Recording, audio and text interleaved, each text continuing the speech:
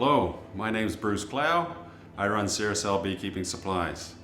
Today we're going to talk about floors or bases and lids.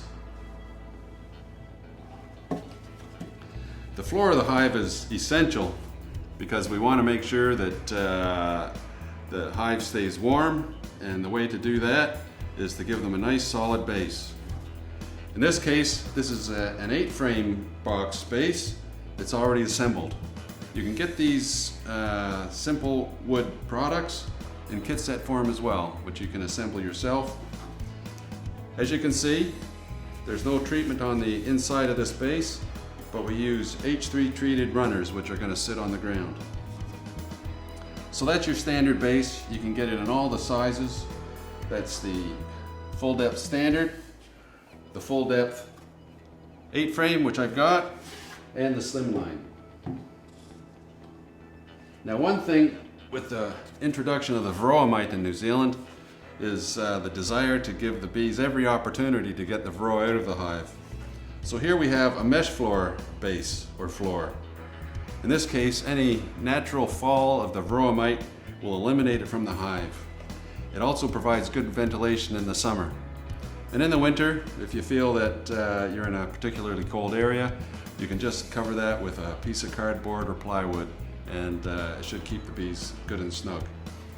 This particular one, it comes with a reduced entrance, which helps the bees defend the entrance against wasps.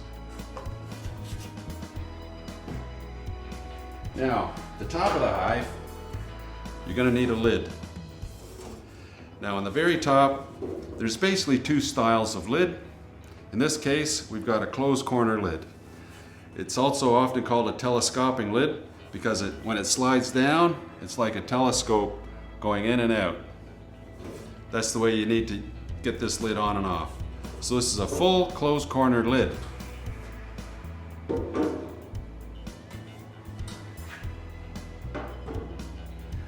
The other style is what's called a sprung ends lid or an open corner lid. Here, the ends flex so that when you put it on the hive, it grips the hive.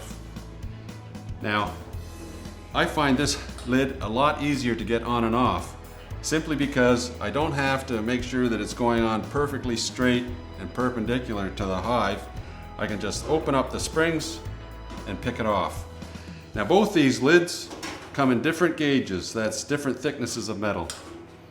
These two are 0.55 gauge, or you can get the more robust 0.75 in both the closed corner or the sprung end lid.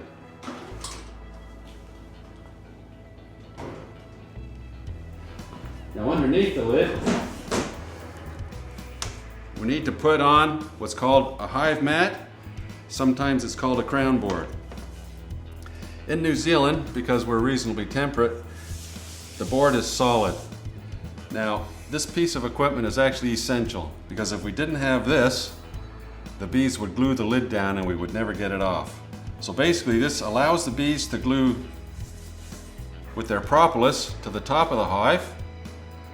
We can get the lid off, and then we can use our hive tool to break the seal on the hive mat so we can get into the hive. This is the standard one. It's 21 mils wide.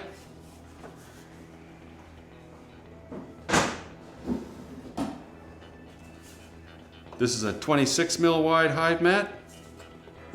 This one is often used to drill holes and turn it into a bee escape if you so desire. And then the largest one that we make is the 50 mil. So here we have quite a big void there, and this particular hive mat makes a very effective bee escape because it gives lots of room for the bees to get out once you've used it on the hive. So that fills you in a little bit on some of the extra pieces of the hive, and enjoy your beekeeping.